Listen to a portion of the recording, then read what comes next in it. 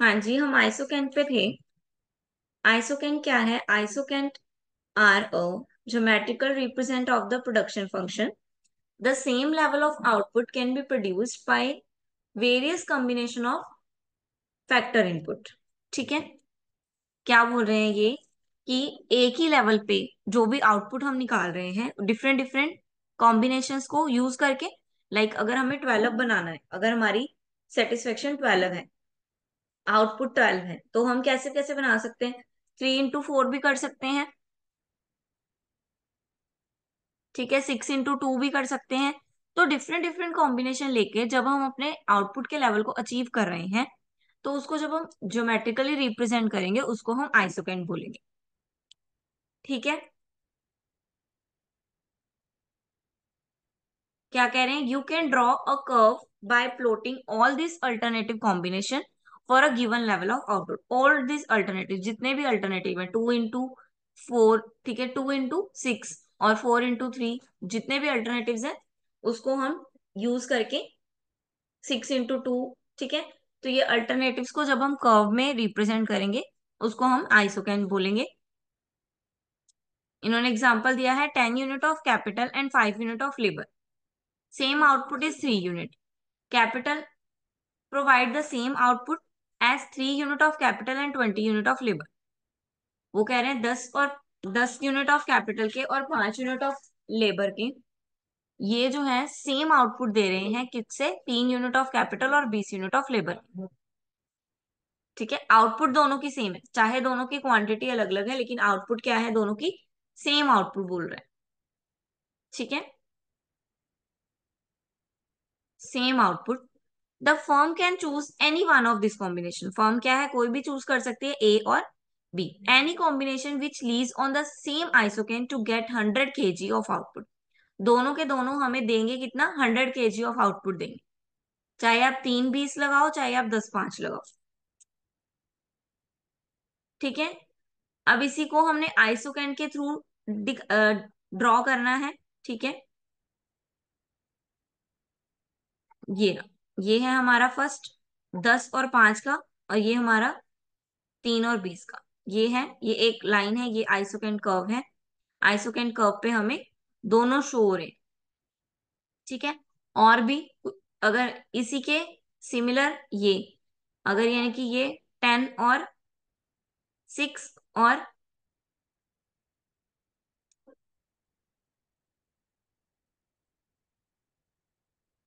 4 और 30 लगा लो। ठीक है, ये अगर यहाँ पे आता है तो ठीक है, ये भी आइसोकेंट कर्व है, ये भी isoquant. These curves can't touch either each other. ठीक है, ये कभी भी इंटरसेक्ट नहीं होंगी एक दूसरे के साथ, ये एक दूसरे से सिर्फ पैरेलल चलती है। ठीक है, ये कट नहीं होंगी, ये हमेशा पैरेलल चलेंगी एक दूसरे के साथ। तो ये बोल रहे हैं चाहे आप ये कॉम्बिनेशन लगाओ, चाहे आप ये कॉम्बिनेशन लगाओ, आपको जो आउटपुट है वो क्या है? सिमिलर ही मिलने वाला है। देन टाइप ऑफ आइसोकेंट्स आ गई। ठीक है, उसकी डिग्री ऑफ सब्स्टिट्यूट पे डिपेंड होता है। ठीक है, डिफरेंट डिफरेंट फैक्टर्स है ना, कभी 5 और 3 है, कभी 10 और 4 है, तो डिफरेंट है डिग्रीज उनकी। तो उसकी वजह से इसकी शेप जो है वो भी चेंज होती रहती है। तो फर्स्ट शेप है लीनियर। लीनियर, ये देखो लीनियर, ये लीनियर शेप है, दैट इज लीनियर। ऐसे भी बनती है आइसोकेंट कर्व। ठीक है, चाहे आप ये वाले पॉइंट का, चाहे आप ये वाले पॉइंट पे देखो,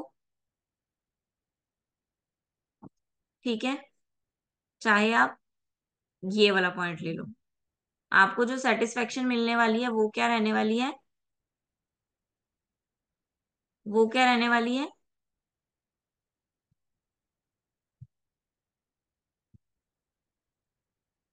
वो एक जैसी रहने वाली है। ठीक है, इसी की तरह ये है लायोथीफ।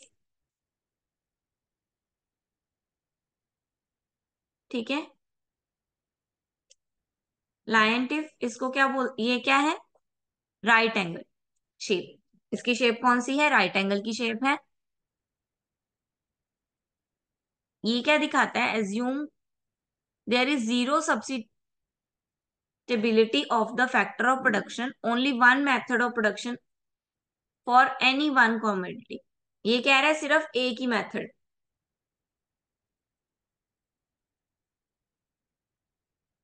ठीक है, सिर्फ यही है वो बोल रहा है, ओनली वन, एक ही तरीके से आपको लेना है। देन किंग्ड में क्या है, के एंड एल के बीच में सस्टेनेबिलिटी, ये है किंग। के मतलब कैपिटल और एल मतलब लेबर, ठीक है। ये बोल रहा है जीरो से स्टार्ट होंगी, आप कोई भी इसमें से पिक कर सकते हो, चारों के चारों आपको सेम लेवल ऑफ आउटपुट देने वाले, ठीक है। ये हमने, ये इसी के तरह है, ये हमने किंग्ड वाली बनाई है ऊपर, ये रही आइसोकेन जो हमने रिप्रेजेंट की है, ये फोर्थ वाली थी, ठीक है। कन्वेक्स, कन्वेक्स, कन्वेक्स आइसोकेन जो मेनली हम बनाते हैं, ठीक है। दो आउटपुट का यूज करके, सॉरी, दो इनपुट का यूज करके मैक्सिमम सेटिस्फेक्शन लेना। आइसोकेन कर्व है sloping downward to the right, that is true. ये क्या है, डाउनवर्ड की तरफ, नीचे की तरफ, राइट की तरफ, नीचे की तरफ झुकी हुई है।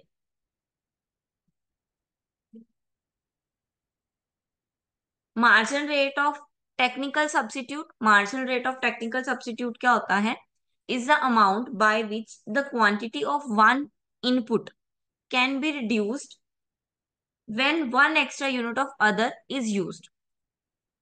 Marginal rate of technical substitute क्या है, अब आप चाय पी रहे हो, ठीक है, चाय आप 3 कप पीते हो, आपको सेटिस्फेक्शन मिलती है। अब आप कॉफी पे शिफ्ट हुए, कॉफी थोड़ी स्ट्रांग है, तो आप कॉफी की 2 यूनिट से ही क्या हो गए, सेटिस्फाइड हो गए, ठीक है। या फिर आपको, अब मैं बोलूं आपको क्या करना पड़, आप बनाना और एप्पल ले रहे हो मान लो, ठीक है, आप 3 बनाना खाते हो, 2 एप्पल खाते हो, ठीक है। लेकिन आज आपने सोचा कि मुझे बनाना नहीं खाना है, कम खाना है, तो आप बनाना की क्वांटिटी,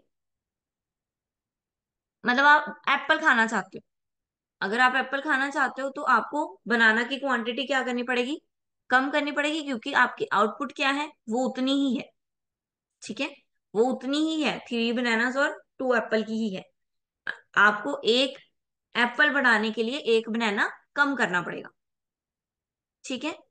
तो उसी को क्या बोलते हैं, marginal rate of technical substitute, यानी कि आपको किसी और, आपके फेवरेट यूनिट का 1 यूनिट बढ़ाने के लिए दूसरे यूनिट का 1 यूनिट रिड्यूस करना पड़ेगा, ठीक है।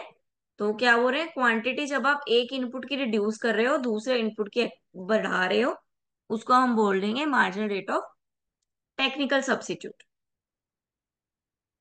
Then isocost line, isocost line क्या है, if the firm use only labour and capital, the total cost और expenditure of the firm can be represent by C is equal to WL plus RK।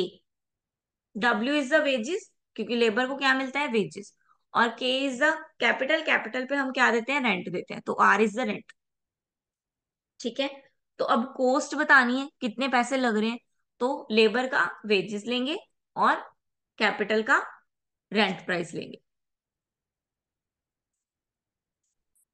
Example दिया है, if C has 900 unit, it's wages is 10 and R is 10 unit, the firm could either hire 10 L or rent 10 K, or any combination of K or L. Show the ISO cost line AB in a figure 10.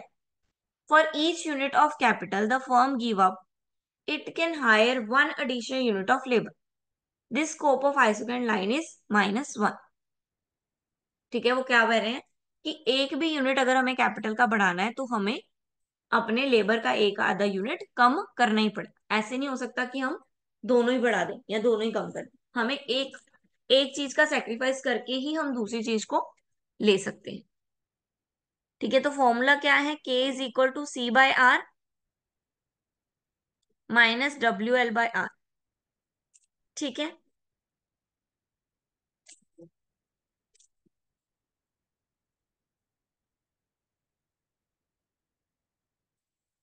C/R क्या है, vertical intercept the isocost line and W R क्या है? It's slope.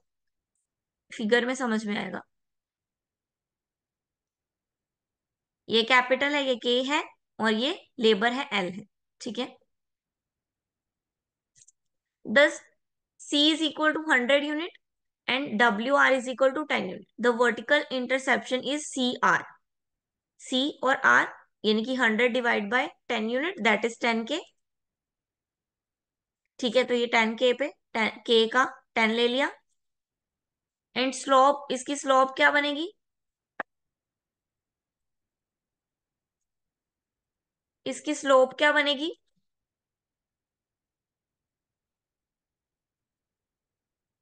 ये देखो, दोनों 10 10 है। Minus था ना, -W/R, तो -10/10। तो स्लोप क्या बनी? -1। ये माइनस लिखा है ना बेटा, तो माइनस करेंगे डब्ल्यू और आर को, तो माइनस किया, दैट इज -1। तो यानी कि ये ऊपर वाले पॉइंट पे -1 के both are parallel.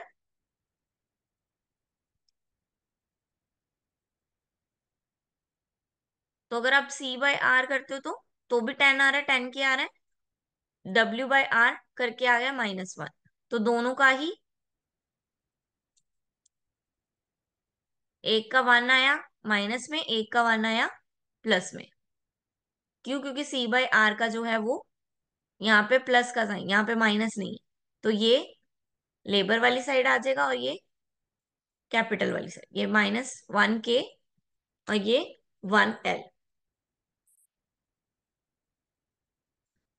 Then producer equilibrium आ रहा है। प्रोड्यूसर इक्विलिब्रियम क्या होता है?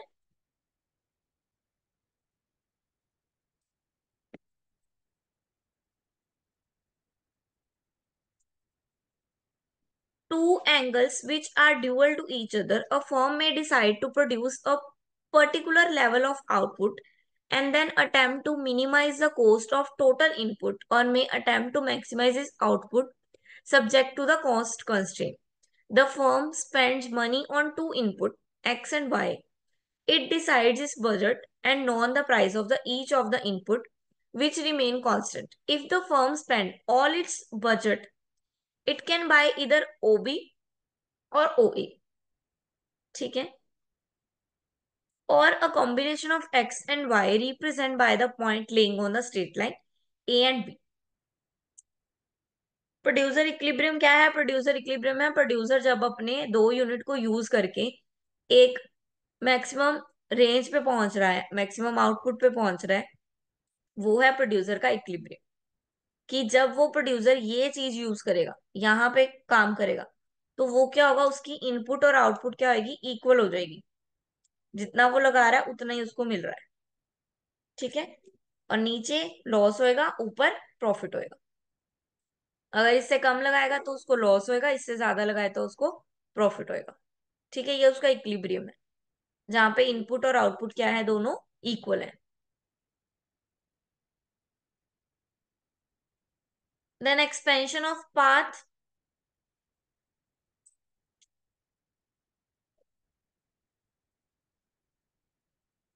एक्सपेंशन ऑफ पाथ क्या है? एक्सपैंड करना। एक्सपैंड करना मतलब बढ़ाना। 1000 से 1500 पे, 1500 से 1750, ये यूनिट्स क्या कर रहे हैं? हम एक्सपैंड कर रहे हैं, बढ़ रहे हैं आगे की आगे। ठीक है।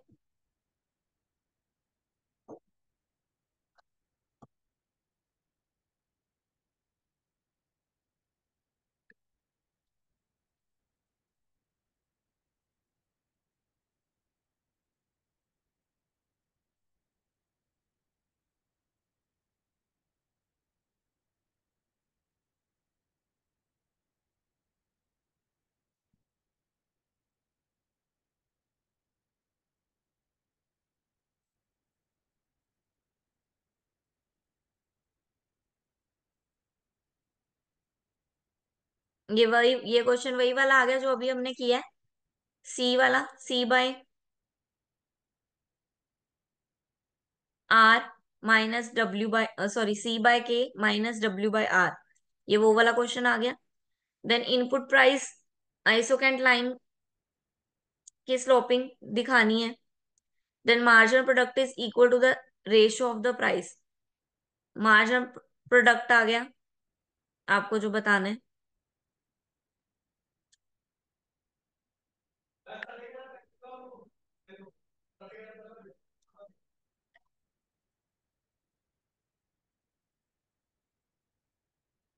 Now move to the chapter 8, law of production. Law of production क्या है?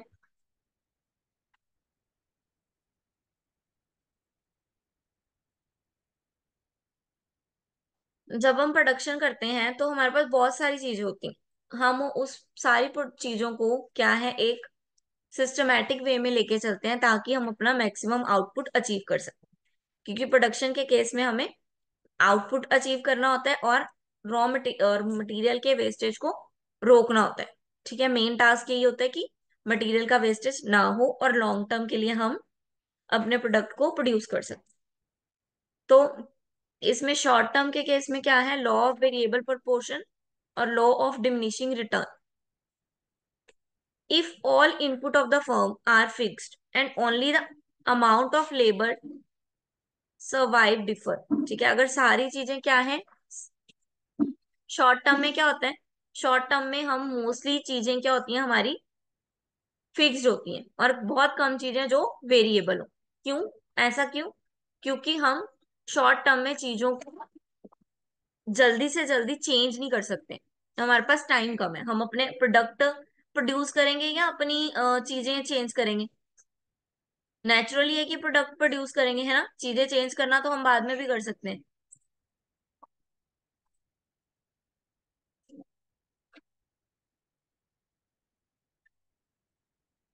तो हम अपने प्रोडक्ट प्रोड्यूस करेंगे।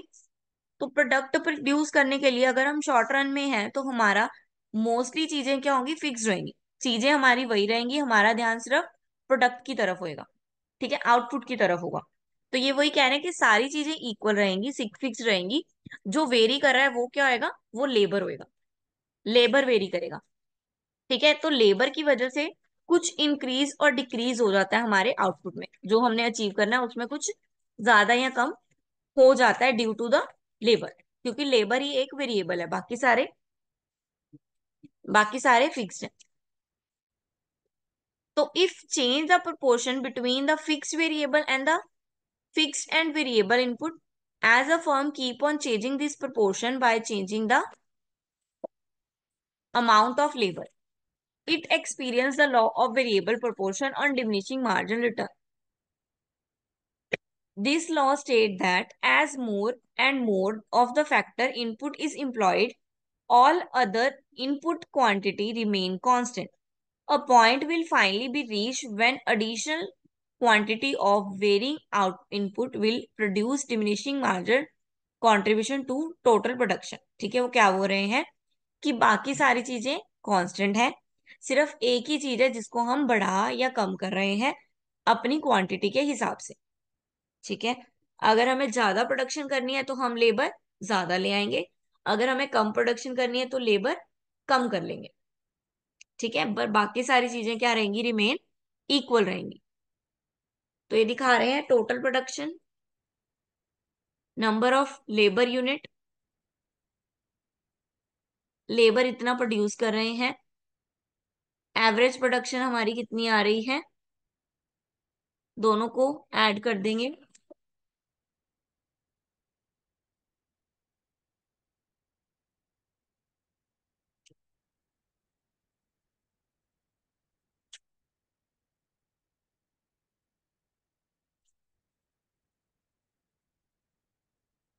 इसको क्या कर रहे हैं,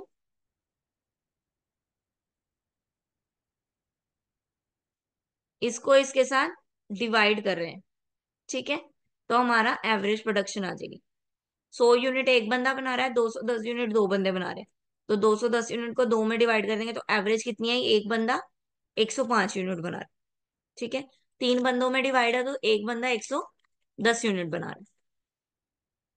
ये उसकी एवरेज प्रोडक्शन है, एक बंदे की एवरेज प्रोडक्शन है। अगर हम इस काइंड में इनपुट लेबर्स लेते हैं, अगर तो एक लेबर लेते हैं तो वो 100 बनाएगा, अगर दो लेते हैं तो अगर हमें इतनी प्रोडक्शन है तो हमने दो लिए तो वो 105 बनाने लगा।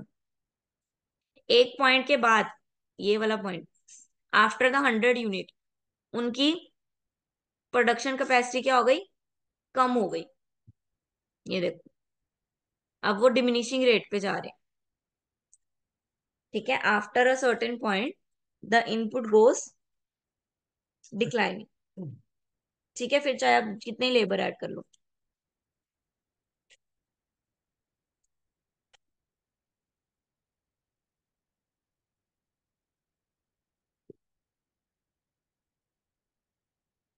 क्लियर है?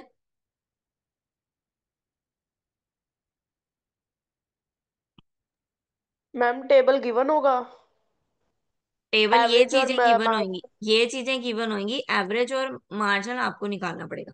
ये मार्जिनल प्रोडक्शन कैसे निकली है, टोटल को, टोटल में माइनस जितना करके एक्स्ट्रा यूनिट निकले। ऐड करके वो माइनस कर, वो मतलब जितना एक्स्ट्रा यूनिट है वो माइनस करके। पहला कुछ भी नहीं आएगा, सेकंड दोनों का डिफरेंस, फिर नेक्स्ट दोनों का डिफरेंस, ये।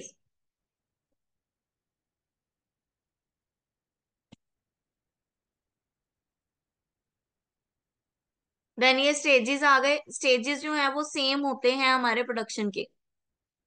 ये देखो, दैट इज वेरी इंपॉर्टेंट।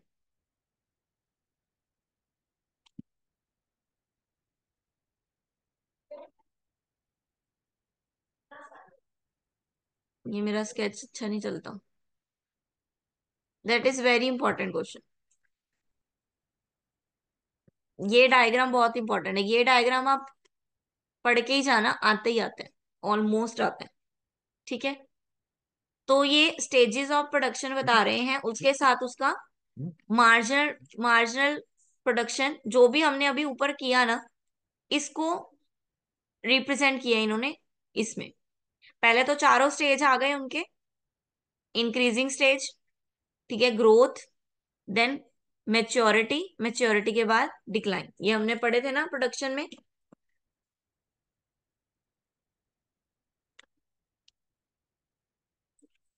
ये प्रोडक्ट के हैं चारों स्टेजेस।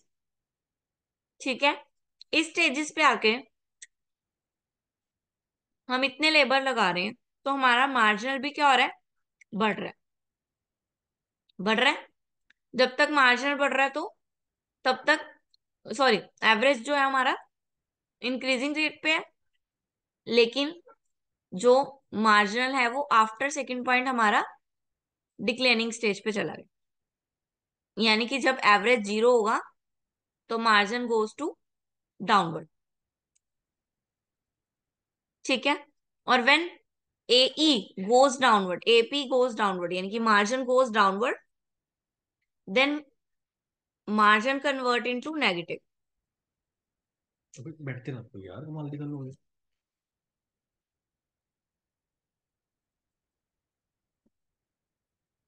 ठीक है,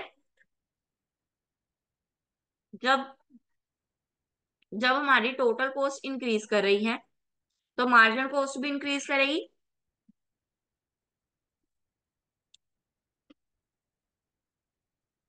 और एवरेज भी इंक्रीज करेगी, दोनों इंक्रीज कर रही हैं।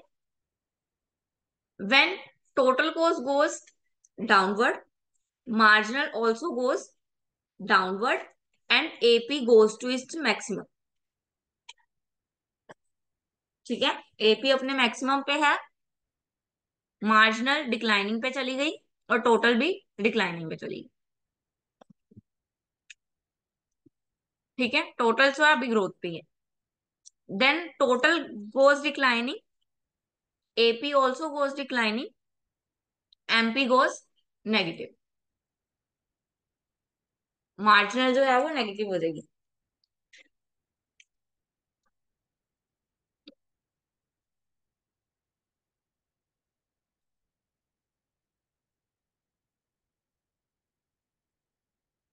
ये पढ़ो, ये पढ़ो एक बार, इससे क्लियर हो जाएगा आपको। फर्स्ट स्टेज पे मार्जिन क्या कर रही है, इंक्रीज कर रही है, एवरेज भी इंक्रीज कर रही है। ठीक है, सेकंड स्टेज पे मार्जिनल डिमिनिशिंग रेट पे आ गई, एवरेज भी डिमिनिशिंग रेट पे आ गई, मार्जिनल ने 0 को टच कर लिया। थर्ड स्टेज पे मार्जिन डिक्लाइन करते करते नेगेटिव पे चली गई, और एवरेज जो है वो डिक्लाइनिंग पे है लेकिन जीरो पे नहीं है, डिक्लाइनिंग पे है अभी।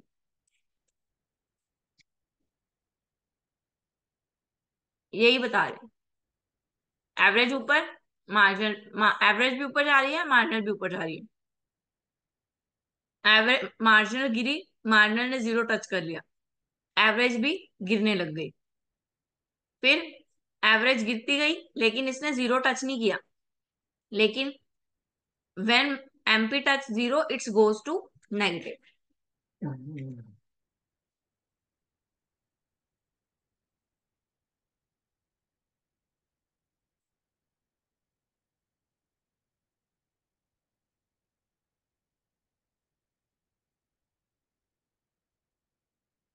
देन जब हम शॉर्ट टर्म की बात करते हैं तो उसको हम बोलते हैं वेरिएबल प्रोपोर्शन, और जब हम लॉन्ग टर्म की बात करते हैं तो हम बोलते हैं law of return to scale.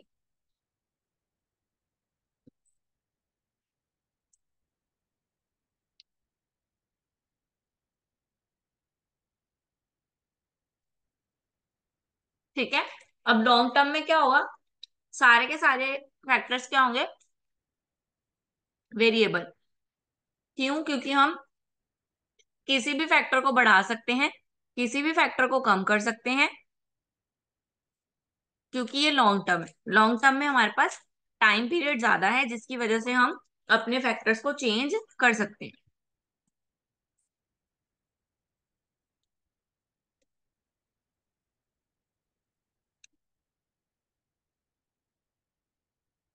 तो ये लॉन्ग टर्म का है। कांस्टेंट में क्या बोल रहे हैं कि कांस्टेंट रेट से बढ़ रहा है। देखो दोनों का डिफरेंस क्या है, 100 से 200 में डिफरेंस कितने का है, 100 का। तो ये कांस्टेंट रेट पे बढ़ रहा है।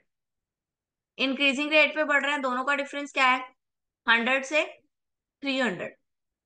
तो इंक्रीजिंग रेट क्या है, अप्रोक्स डबल से भी ज्यादा। ठीक है, तो उसको बोलेंगे इंक्रीजिंग रेट। इसमें देखो 100 से सिर्फ 150 बढ़ तो रहा है लेकिन डिक्रीजिंग स्टेट पे। ठीक है, उन्होंने तीनों को ज्वाइन करके दिखा दिया।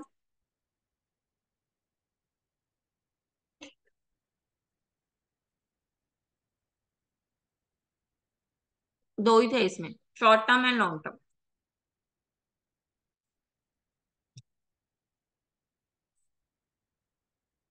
हाँ जी, टर्न टू स्केल कौन सा था, लॉन्ग टर्म।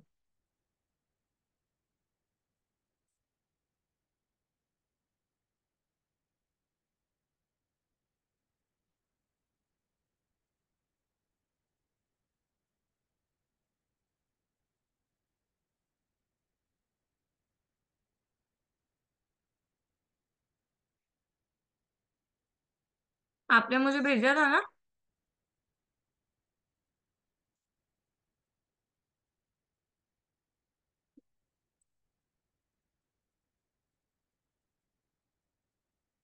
आपने मुझे किस नंबर पे भेजा था।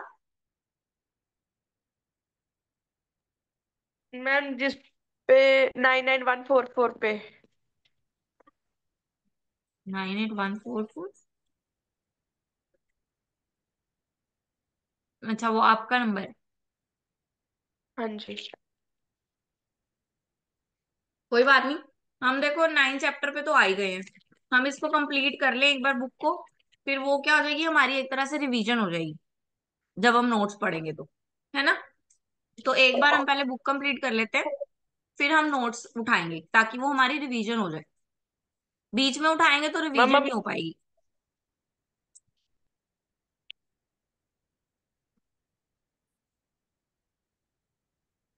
वो एक तरह से रिवीजन हो जाएगी कि सारा जो हमने पढ़ा है वो एक का मतलब समरी हो जाएगी सबकी। Okay ma'am. ओके। बाकी आपको कोई प्रॉब्लम है आप मेरे को मैसेज कर दो, मैं उसका सोल्यूशन आपको भेज दूंगी, ठीक है। ठीक है मैम।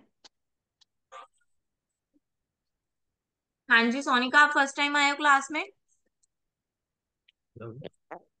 हाँ जी मैम।